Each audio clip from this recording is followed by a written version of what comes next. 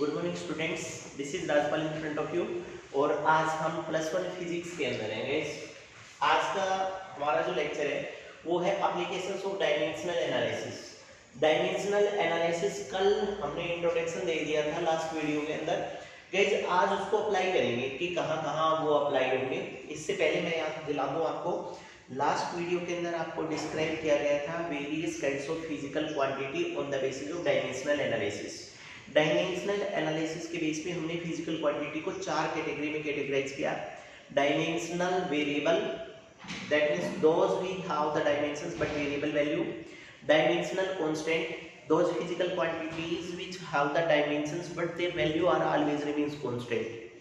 तीसरी आई हमारे पास non dimensional variable, that means those physical quantities which do not have any dimensions but their value are also be vary। ऐसी physical quantity जिनकी कोई dimensions नहीं होती बट उनकी वैल्यू वेरी कर जाती है। और फोर्थ थी हमारी non dimensional constant, that is any physical quantity whose value remains constant but they do not have any kinds of dimensional formula. और उसका बेस्ट एग्जांपल दिया था आपको any numeric code, that means 2 3 4 5 etcetera, pi, electron and a lot of many more symbol of constant factors are there। अब इसी चीज को थोड़ा आगे लेकर के जा रहे हैं कि जो dimensional formula, that means I hope इस क्लास के अंदर 70 80 90 dimensional formula each and every students ने लर्न कर लिए होंगे। क्योंकि गाइस मैंने आप लोगों को कैटेगराइज्ड करना बताया था। नॉन डायमेंशनल फॉर्मूलाज एक साथ रखेंगे, सिमिलर वाले ग्रुपिंग करके आप बेटा याद कर लेंगे। 70 80 90 डायमेंशनल फॉर्मूला सबको लर्न होने चाहिए। आज बात निकल करके आती है कि सर 90 डायमेंशनल फॉर्मूला भी लर्न कर लिए, 4 काइंड्स की फिजिकल क्वांटिटी भी क्लासिफाइड होगी, तो आखिर डायमेंशनल इतने सारे जो डायमेंशनल फॉर्मूला हमने जो पढ़े हैं आखिर उनका फायदा क्या है, कहाँ यूज करेंगे हम उनको, कैसे यूज करेंगे। बच्चा देखो, सबसे पहले आज बहुत अच्छा लगने वाला है आपको to check the correctness of a formula. That means आपको कोई फॉर्मूला दिया हुआ है, आप कैसे चेक करेंगे without teacher, without book, without calculator, without PC, आप कैसे चेक करेंगे कि वो फॉर्मूला करेक्ट है या नहीं। बस कंडीशन है कि आपको 90 डायमेंशनल फॉर्मूला लर्न होने चाहिए। सेकंड, यही चीज जो फर्स्ट एप्लीकेशन है to check the correctness of a formula, बच्चा यही चीज कभी कभी प्रिंसिपल ऑफ होमोजेनिटी के नाम से भी आती है। प्रिंसिपल ऑफ होमोजेनिटी, दोनों का मतलब सुनिएगा, पहले आप हिंदी में सुनो कि आप क्या करना चाह रहे हैं, टू चेक द करेक्टनेस या how you check the correctness. तो हम एक सीधी सी बात बोलते हैं कि within the given formula we apply the dimensional formula और dimensional applications. First, if left hand side of that formula comes out to be equal to that of the right hand side, then the given formula is correct, otherwise not। मतलब जो formula आपको दिया गया है उस formula में बेटा हर factor का आप डायमेंशनल फॉर्मूला लिख दीजिएगा। अगर लेफ्ट साइड का डायमेंशनल फॉर्मूला राइट साइड के डायमेंशनल फॉर्मूला के बराबर आ जाता है तो आप समझिएगा कि वो गिवन रिलेशन करेक्ट है, अदरवाइज नहीं। अब एक बात सुनो, हम पढ़ रहे हैं कोहेरेंसी और कोहेरेंट सिस्टम। इसका मतलब सुनिएगा, कोहेरेंसी और coherent system is a type of system in which physical quantities are only allowed to multiply and divide without adding any factor. ना तो हम किसी फिजिकल क्वांटिटी को कभी ऐड करेंगे ना सब्ट्रैक्ट करेंगे, सिर्फ मल्टीप्लाई और डिवाइड करेंगे। डायमेंशनल एनालिसिस में जनरली लेफ्ट साइड एक अकेली मिलती है, इंडिपेंडेंट होती है।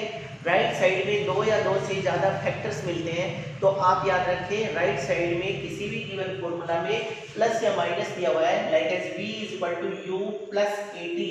तो गाइस राइटर कहते हैं कि आप इसको v को तो प्योर लेफ्ट साइड माने और राइट साइड में u = 80 माने। दैट मींस आपको जो डायमेंशनल फॉर्मूला v का है वही डायमेंशनल फॉर्मूला u का और वही डायमेंशनल फॉर्मूला at का इकट्ठा अगर आता है सबका बराबर तो आपका रिलेशन करेक्ट है, अदरवाइज आपका रिलेशन करेक्ट नहीं है। दोबारा से सुनो, दूसरा एग्जांपल साथ साथ लेकर के चलेंगे। s = ut + ½ at²।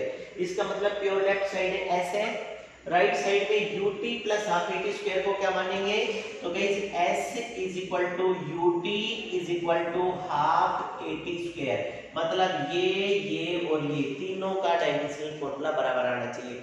I hope आप समझ गए होंगे बेटा। डायमेंशनल एनालिसिस के अंदर बीच में आने वाले प्लस या माइनस को प्लस या माइनस नहीं मानना, इंडिपेंडेंट फैक्टर लेकर के आपको चलना है। तो अगर किसी भी गिवन रिलेशन में लेफ्ट साइड राइट साइड के बराबर है तो गिवन रिलेशन करेक्ट है, अदरवाइज नहीं। इसी तरह से अगर हम प्रिंसिपल ऑफ होमोजेनिटी की बात करें तो according to principle of homogeneity if each factor of a given relation are separately equal to other side, अगर किसी फॉर्मूला की लेफ्ट साइड राइट साइड के साथ सेपरेटली बराबर होती है then that is called as principle of homogeneity. Principle of homogeneity is used to check the correctness of the given relation, किसी भी गिवन रिलेशन की करेक्टनेस को फाइंड आउट करने के लिए। चलिए आइए इस एग्जांपल पर, ये अभी बोला गया था v u + at, हमने बता दिया आपको v का डायमेंशनल फार्मूला लगाओ, v होगी लेफ्ट साइड में, तो लेफ्ट साइड में v इज द वेलोसिटी, और बच्चा v का डायमेंशनल फार्मूला lt - 1। कभी-कभी जवाब आता है सर m0 l1 t - 1, एक ही बात है, m नहीं है, lt - 1।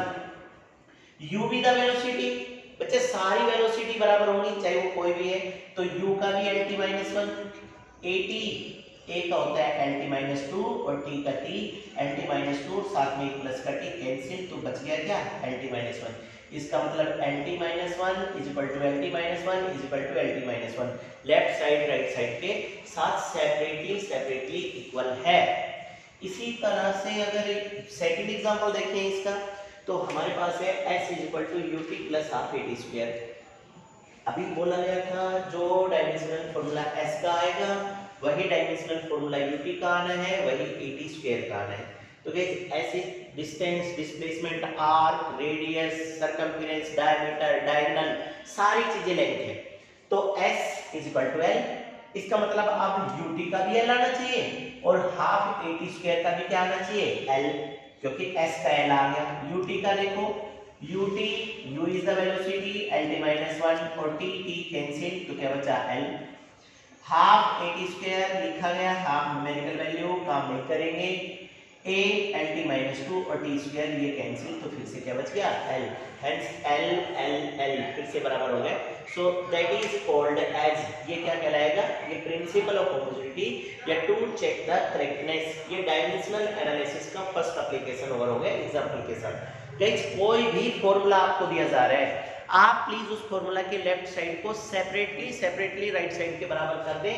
अगर डायमेंशन सही लिखी गई है तो बराबर आएगा, अगर फार्मूला करेक्ट है तो, और फार्मूला अगर बराबर नहीं आ रही है साइड तो इसका मतलब दिया गया फार्मूला रॉन्ग है। आइए बच्चा second, to convert a physical quantity from one system to another system. ये करने से पहले मैं आपको एक बात बोलूं, people generally say as SI system is very close to CJ system. हमारा SI सिस्टम CJ सिस्टम के बहुत नजदीक है। देखो मैं बोल के बता रहा हूँ, 1 मीटर SI सिस्टम, तो जवाब आता है सर 100 सेंटीमीटर। आपने एक झटके में कर दिया, 1 metre is equal to 100 centimetre, 1 kilogram is equal to 1000 gram, 1 newton is equal to 10⁵ dyne. तो बच्चा आप डायरेक्ट एक सिंगल स्टेप के अंदर जाकर के आप SI को CJ में बदल रहे हैं। इसका मतलब क्या हुआ, आपका SI सिस्टम आपके CJ सिस्टम के बहुत नजदीक है।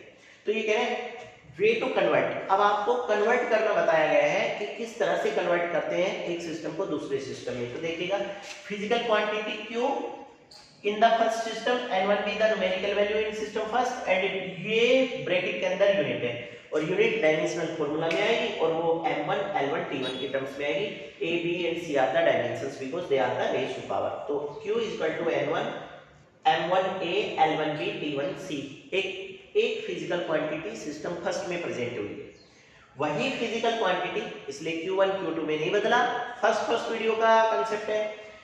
Second system n2 second unit m2a l2b t2c हो गया।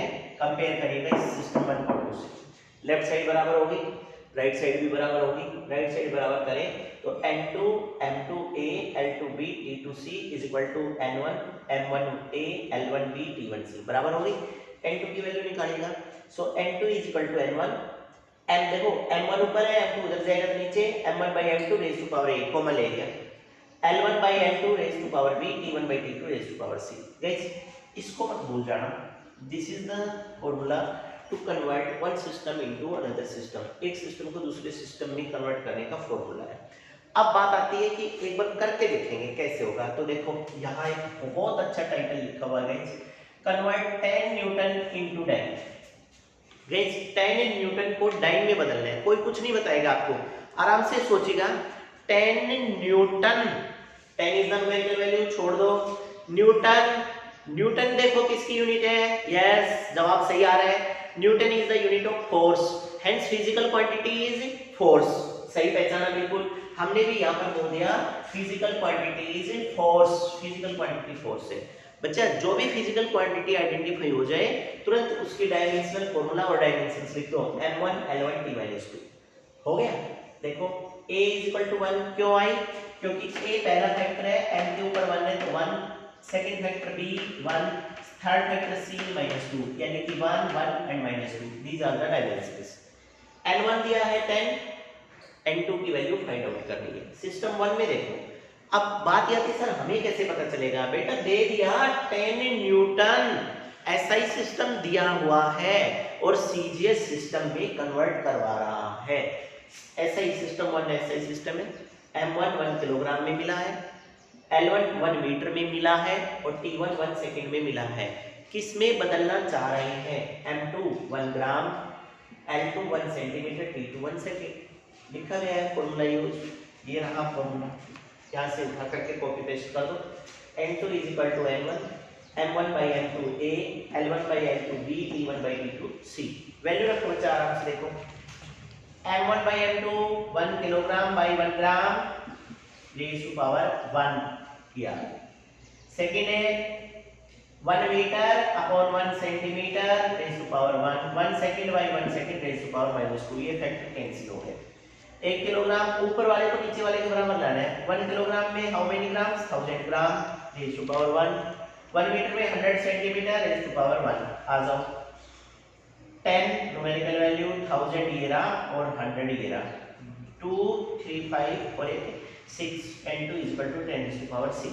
और कौन से सिस्टम में बदलना चाह रहे थे, न्यूटन मिला हुआ था, डाइन में बदलना है, 10 न्यूटन इनटू डाइन। तो इसका मतलब जवाब आ गया, in case of 10 Newton 10⁶ dyne are there। बच्चा दो एप्लीकेशन करवाए हमने आपको, डायमेंशनल एनालिसिस, दैट मींस किस तरह से आप पढ़ेंगे, तो हमारे पास एक जवाब निकल करके आ गया, हाउ वी अप्लाई देयर। फिर भी अगर किसी को कोई प्रॉब्लम आए स्क्रीनशॉट ले लो बेटा, फिर भी अगर कोई प्रॉब्लम आए तो प्लीज आप कमेंट बॉक्स में लिखेंगे। Thank you.